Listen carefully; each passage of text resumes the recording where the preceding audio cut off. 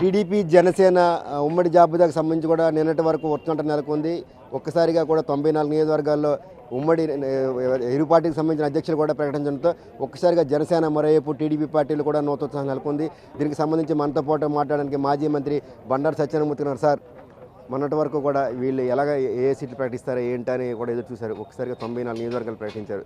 ప్రస్తుతం ఎలా ఉంది టీడీపీ జనసేన వర్గాల్లో, వాళ్ళ అభిప్రాయాలు ఎలా ఉన్నాయి? ఇప్పుడు చంద్రబాబు నాయుడు గారు అందరితో చర్చించి ఆచితూచి పవన్ కళ్యాణ్ గారు వారు చర్చించుకొని మొదటి జాబితా ఇచ్చారు. రెండో జాబితా కూడా త్వరలోనే వారు మళ్ళీ వీళ్ళు కలిసి ఇవ్వడం జరుగుతుంది. ఇప్పుడు కూడా తెలుగుదేశం న్యాయవాదులకి, మేధావులకి, రైతాంగానికి, డాక్టర్లకి, ఇంజనీర్స్కి జనసేన తెలుగుదేశం వాళ్ళు ఎప్పుడు కూడా ప్రాధాన్యత ఇవ్వడం జరుగుతుంది. ఏదో గంజాయి స్మగ్లర్నో ఇసుక దొంగతనో ఆ రకంగా అప్పుడు అలవాట్లేదు. ఇంకా రెండో లిస్ట్ వస్తుంది. మొత్తం అంతా కూడా విజేతలుగా అవుతారని ఆశిస్తూ ఉన్నాం. అంతా ఆచితూచే చంద్రబాబు నాయుడు గారు ఈ కార్యక్రమాన్ని టేకప్ చేయడం జరిగింది. సార్, ఇప్పటికే అంటే ఇంకా కొన్ని నియోజకవర్గాలు ఉన్నాయి, కొంతమంది అసంతృప్తి ఉన్నారు, ఇప్పటికే ఆందోళన చేస్తున్నారు. వీటిని ఏ విధంగా ఎదుర్కోబోతుంది మీ పార్టీ కానీ, జనసేన కానీ, మీరు కానీ? వీళ్ళు కూడా మాట్లాడుతున్నారు. చంద్రబాబు నాయుడు గారు కూడా ఈవేళ 5-6 మందితో మాట్లాడుతూ టీవీల ద్వారా చూస్తూ ఉన్నాం. అందరినీ మాట్లాడుతున్నారు, అందరినీ సంతృప్తి చేయడానికి ఆయన ప్రయత్నం చేస్తున్నారు. ఒప్పందంలో ఎక్కడెక్కడ ఏ సీట్లు ఉన్నాయి, ఏవి కలివని ఏవి లేకపోతే చెప్తున్నారు.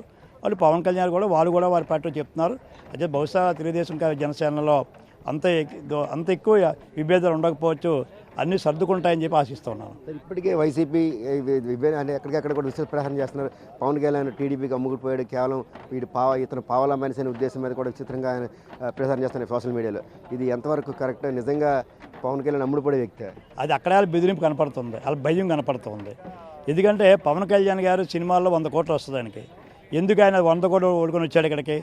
ఏది సంపాదించాలన్నా? ఇలాగేమో కోట్లు లక్ష రూపాయలు దొంగతనం చేయాలన్నా? ఆయన ఈ రోజు వరకు ఆయన ఇక్కడ వ్యాపారం చేయలేదే, 1 రూపాయి తప్పు చేయలేదే. ఉన్న ఆదాయాన్ని ఓలుకొని ఏదో సనగోడతో చక్కని లైఫ్ ఓలుకొని వీళ్ళ ప్రజల మధ్యకి వచ్చి తిరుగుతున్నాడు పవన్ కళ్యాణ్ గారు. చంద్రబాబు ఎప్పటి నుంచో ఎవరికి వెళ్ళిన అనుభవం ఉంది, అపారమైన అనుభవం ఉండి దేశాన్నే పరిపాలించగల శక్తి ఉన్న చంద్రబాబు నాయుడు గారు, విదేశాలు మెచ్చుకున్న చంద్రబాబు నాయుడు గారు. ఈ ఉభయులు సంయుక్తంగా కలిసేసరికి మరి పవన్ కళ్యాణ్ గారు చంద్రబాబు ఒకే మాట అనేసరికి చీల్తుందని ఆశించి ఓట్లు చీల్తే ఒడ్డెక్కిదో అనుకుని 2019 లాగా అది నిరాశ భంగపడి ఈ రకమైన అసంబద్ధ పేలాపనలో వైకాపా నాయకులు చేస్తున్నారు. ఇప్పటికైనా సరే ఆపి దానికి కట్టడి చేసుకొని వాస్తవాలు మాట్లాడండి. మీకున్న ప్రజల చేదరం ఏదవుతుందో ఎందుకు మీరు ట్రాన్స్ఫర్ చేస్తారు ఎమ్మెల్యేస్ని, ఎంపీస్ని అంటే మీకు అప్పుడే తెలిసిపోయిందన్నమాట. కష్టం ఎలాగైనా ప్రజల నాయకుల్ని మార్చి ఓటు సంపాదిస్తామంటే అది జరిగే పని కాదు. సంయుక్తంగా ప్రజల్లోకి వెళ్తున్నారు, ప్రజలు ఆశిస్తారు. ఎవ్వరూ పవన్ కళ్యాణ్ గారు అంత అమ్ముడిపోయే మనసు కాదు, చంద్రబాబు కొన్ని రాజకీయాలు చేసే వ్యక్తి కాదు. డబ్బుకు ప్రాధాన్యత ఉన్న ఉభయులు కూడా రేపు ఈ రాష్ట్రంలో తెలుగుదేశం జనసేన ప్రభుత్వం ఏర్పడుతుంది. సుబ్బారెడ్డి కొత్తగా కానీ వ్యాఖ్య చేశారు. ఇప్పటివరకు మేము అయితే పెట్టిన వాళ్ళందరూ ఇన్ఛార్జీలు, ఇంకా ఎమ్మెల్యేలు అనేది కూడా నిర్ణయం జరగలేదు అంటున్నారు. ఎంతవరకు అది దీన్ని ఏ విధంగా భావించవచ్చు? పెద్ద డ్రామాలు ఆడుతున్నారండి వాళ్ళు. మంగళగిరి ఎమ్మెల్యే రాజీనామా అన్నారు, కాంగ్రెస్లో జాయిన్ అయ్యాడు అన్నాడు, మళ్ళీ తెచ్చి కండువాలు కప్పుతున్నారు.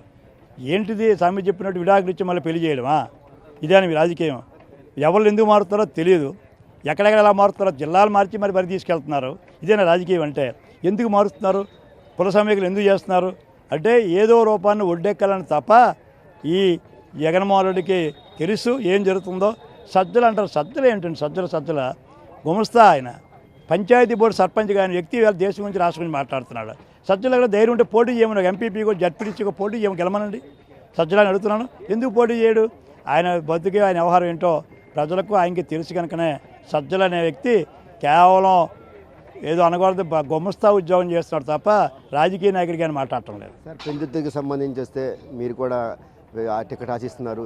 ఇప్పుడు జనసేన వైపు గురించి కూడా కొంత అక్కడ కేటాయించే అవకాశం అంటున్నారు. ఒకవేళ మీకు సీటు అంటే వేరే జనసేన పొత్తుల్లో వెళ్తే మీరు ఏ విధంగా దాన్ని అంటే మీరు రిజిస్టర్ అవ్వగలుగుతారు? అది నో కామెంట్ అమ్మ. ఇంకా లిస్ట్ రావాలి, ఇంకా లిస్టులు బయట వర్కౌట్ అవుతున్నాయి. ఇప్పుడు ఈ తరుణంలో నేను ఒక సీనియర్గా ఆ సీట్ల మీద వాటి మీద మనం మాట్లాడడం మంచి పద్ధతి కాదు. మా బహుశా ఏదో జరుగుతుందో త్వరలోనే. ఇప్పుడులోగా ఇవి ఎంత ఒక వారం 10 రోజుల లోపల అయిపోతుంది. ఇక ఒక ఎక్సర్సైజ్ అయిపోయి 2 ఎక్సర్సైజ్ చేస్తారు, త్వరలో అవి కూడా ప్రకటిస్తారు. సార్, సీట్లు ప్రకటించిన తర్వాత మొట్టమొదటి సభ ఇది ఇక్కడ కదిలేరా ఎలా ఉండబోతుంది? అందుకే చాలా సెంటిమెంట్గా అనుకుంటున్నాం. 2013లో ఎక్కడ ఇదే సమావేశం, అప్పుడు ఇన్ఛార్జిగా ఉన్నాను, ఇదే వేదిక మీద సమావేశం పెట్టాం, ప్రభుత్వం ఏర్పరిచాం 14లో, మళ్ళీ ఇదే వేదిక మీద సమావేశం పెడుతున్నాం. సీట్లు అనౌన్స్ అయిన తర్వాత రేపు 24వ తేదీ 24వ సంవత్సరంలో ఇది 24వ ఎన్నికల్లో డెఫినెట్గా తెలుగుదేశం జనసేన కూటమి ప్రభుత్వం ఏర్పరచబోతుంది అందులో సందేహమే లేదు. ఖచ్చితంగా కూడా 2024 ఎన్నికల్లో టీడీపీ జనసేన కూటమి ఖచ్చితంగా ప్రభుత్వాన్ని ఏర్పాటు చేస్తుంది. వైసీపీ ప్రభుత్వం కావాలనే కొన్ని డ్రామాలు ఆడుతుంది. జనసేన టీడీపీ ప్రభుత్వం రావడం ఖాయం. ఇది వారవలకే కేవలంగా వాళ్ళు కావాలనే విధంగా తప్పుడు ప్రచారం చేస్తున్నారు. ఖచ్చితంగా కూడా 2024లో ఉమ్మడి ఏదైతే జనసేన టీడీపీ ప్రభుత్వం వస్తుంది ఖచ్చితంగా కూడా మంచి భవిష్యత్తు అనేది ప్రజలకు ఉంటుందని కూడా మాజీ మంత్రి బండా సత్యమూర్తి స్పష్టం చేస్తున్నారు. వైబీ సుబ్బారెడ్డి చేసిన వ్యాఖ్యలకు సంబంధించి కూడా ఇదంతా డ్రామా, ఇది కావాలని వీళ్ళు ప్రజలు తప్పుదో పట్టించాలనే విధంగా చేస్తున్నారు. పవన్ కళ్యాణ్ కానీ లేకపోతే ఎవరికైనా చంద్రబాబు నాయుడు కానీ ఒకరికొకరు అమ్ముడిపోయే వ్యక్తి కాదు. ఖచ్చితంగా రాష్ట్రం భవిష్యత్తుకు సంబంధించి చాలా పకడ్బందీగా ఆలోచించి నిర్ణయం తీసుకున్నారు తప్ప ఎవరికో అమ్ముడిపోయే వ్యక్తి కాదు. కేవలం రాష్ట్ర భవిష్యత్తు, రాష్ట్ర అభివృద్ధిని ఆలోచించే ఒకరికొకరు కూడా కొన్ని రోజుల పాటు దీర్ఘంగా దీనిపై సమాలోచన చేసిన తర్వాత ఒక నిర్ణయంకి వచ్చినట్టు కూడా ఆయన స్పష్టం చేస్తున్నారు.